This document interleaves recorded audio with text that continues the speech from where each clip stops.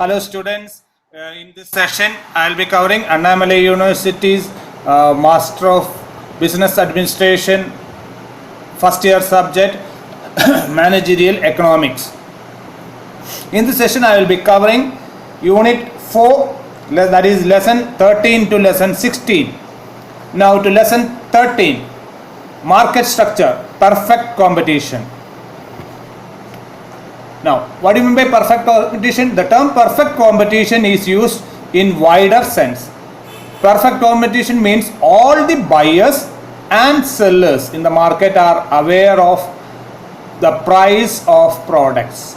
Okay, so buyers as well as sellers in case of a perfect competition knows the price of each and every products available in the market.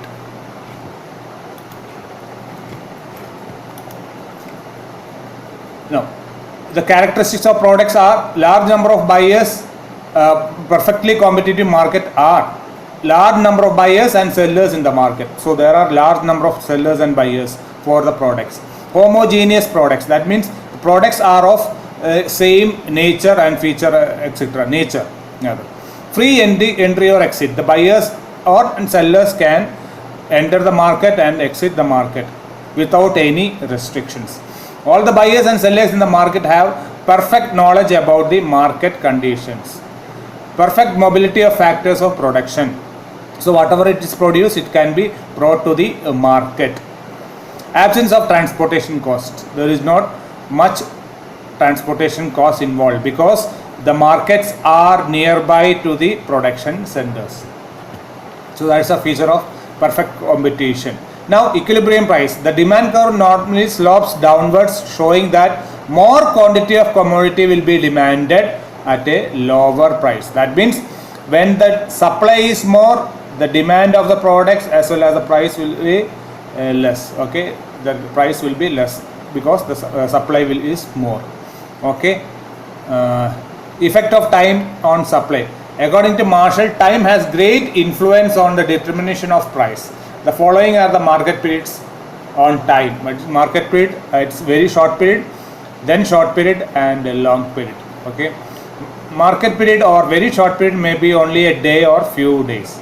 The short period is a period not sufficient to make any changes in the existing fixed planned capacity. There is a fixed planned capacity. That means the number of units can be produced in a day or a week or a month. Okay, that cannot be changed. But long period is a long time enough to adjust the supply to any changes in demand. So if the demand is more, that supply can be adjusted. Also that means that production can be enhanced during the long period, and therefore the supply can be enhanced to meet the demand of the market. Equilibrium under perfect competition. In perfect competition, the market price of a commodity is determined by its demand and supply. So, what is the relationship between demand and supply? If the demand is more and the supply is less, the price will be more. And the supply is more and the demand will be less, the price will be less. Okay, the price of a commodity determines at the point where quantity demanded equates quantity supplied. So when the quantity demanded is equal to quantity supplied, the price will be equal. The price will be normal. Okay.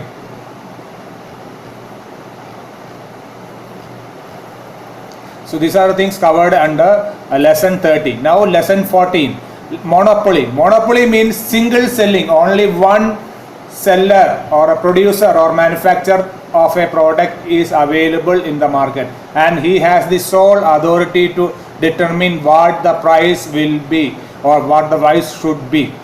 In brief, monopoly is a market situation in which there is only one seller or producer of a product for which no close substitution is available. So he has got, that producer has got greater control on fixing the price. As there is only one firm under monopoly, that single firm constitutes the whole industry. The monopolistic can fix price of his product and can pursue an independent price also. So that is the advantage. He can fix the price of the products of his firm. because he is the monopolistic person in the market, only available in the market. Okay. Now, price determination under monopoly. A monopoly firm has complete control over the entire supply. It can sell different quantities at different prices. It can sell more if it cuts down its price.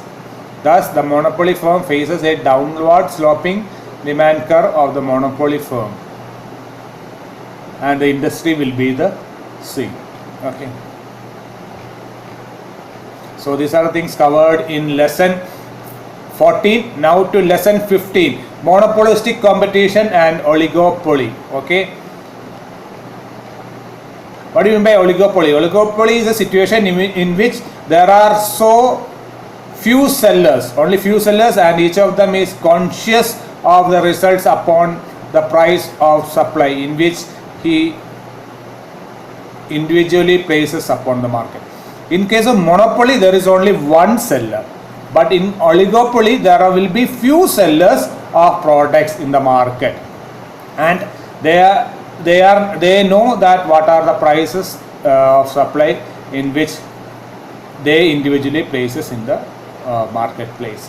According to J. Stigler, oligopoly is that situation in which a firm bases its market policy in part on the expected behavior of a few close rivals. Rivals means competitors. So depends on the pricing policy or market policy is based on the competition. The few competitions are very few competitions available. What are its characteristics? Oligopoly is a distinct market condition because it's only very few firms available. The firms are interdependent in decision making. So one firm decides on one pricing, everybody has to follow. So and due to that nature, everybody is in hand and glove, so that that means they are interdependent to place the price. Advertising should be effective. Firms should have group behavior. Indeterminateness of demand curve. So everybody is they are determining the price curve as well as the demand. The number of firms or producers or sellers are very small. Products are identical or close substitutes to each other. There is an element of monopoly. Products are identical, example petrol, diesel, etc. Okay.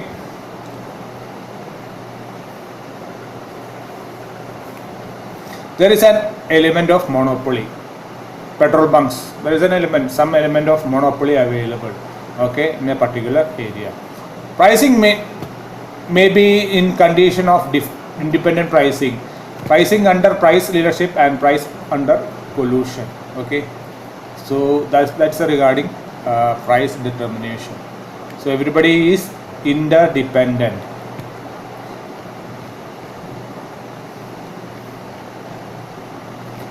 Okay. Types of price discrimination. Price relatively elastic portion of the demand curve of the first degree, charging different price for different persons for the same product. Price determination of the second degree. Under this, the buyers are classified into different divisions. Okay, a low level, medium level, higher level, etc. Price discrimination of third degree. Here the markets are divided according to elasticity of demand. Okay, when the demand increases, the price of the product increases depending on the supply. Okay. Conditions of price discrimination. There must be more than one separate market. The market must have different elasticity of demand. The market should be such that no buyer of the market may enter the other market and vice versa. Dumping. When monopolist works in home market as well as foreign market, he is able to discriminate the price between two markets. If he has monopoly in home market and he faces competition into foreign market, he will be able to charge higher prices for his products in home market. This practice is known as dumping or price dumping. So these are the things covered in lesson 15. Now to lesson 16 of unit 4, pricing policies and practices.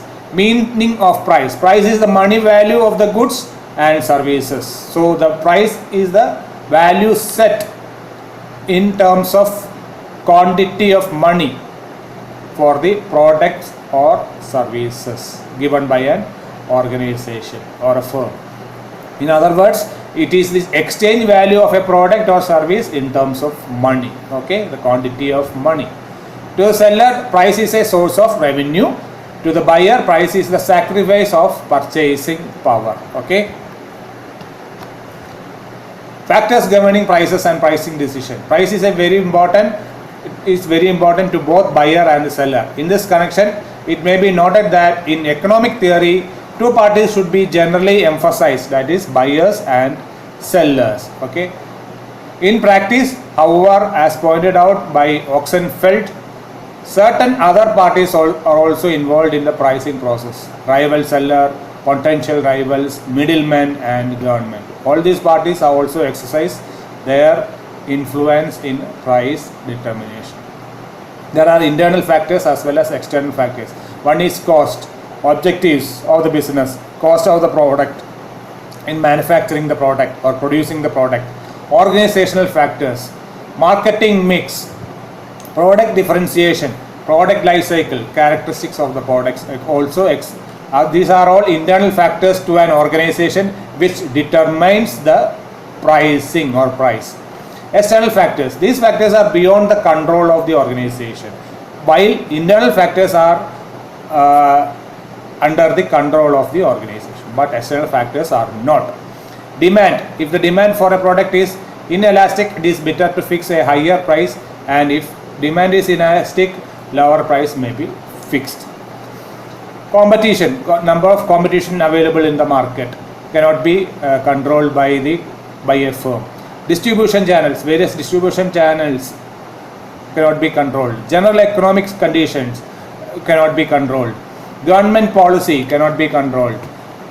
Reaction of consumers cannot be controlled, because if the price is lesser for a comparative product, the customers may switch to or go for comparative products. Example, television, fridge, refrigerator, washing machine, etc. So because there are competitive products available in the market, so customers may switch depending on the pricing. Okay, steps in formulating pricing policies. Selecting the target market or market segment on which marketer would concentrate more. Okay, this has to be done by the producer or manufacturer or seller. Studying the consumer behavior and collecting information relating to target market selected. So the seller has to do this. Studying the prices, promotion strategies, etc. of the competitors and their impact on the market segment. Okay, this is especially true in case of FMCG goods and any other goods like cars, scooters, etc. So they need to study the pricing and promotion strategies in order to place their product in the market. Assigning a role to price in the marketing mix. Role of pricing in the market or the product is very important. Okay, collecting the cost of manufacturing the product at different levels of demand. Depending on the levels of demand, the cost of manufacturing or cost of production should be recovered. Fixing suitable price, that is strategic price, after determining the price objectives and according to a selected method of pricing. So it has to be done by the seller. Objectives of pricing, there are various objectives of pricing like profit maximization. Profit has to be maximized, okay, apart from attaining cost of production. Market share has to be achieved. Target return in investment, the amount invested in the business should be received back or returned back with enough profit or interest. Meet or prevent competition, competition has to be stalled if possible. Price stabilization has to be brought into the market. Resource mobilization, resources has to be mobilized so that they can continue, the manufacturer or producer can continue in the business. Speed up cash collection, when the products are being sold for credit, the cash needs to be collected at the earliest. Survival and growth. It's a matter of survival and growth in the competitive market. Unless otherwise the product or the organization is monopolistic.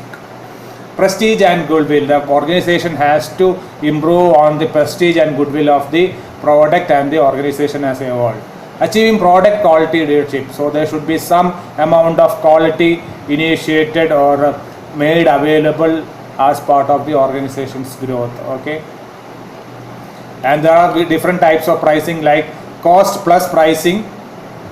So a margin will be charged apart from the cost.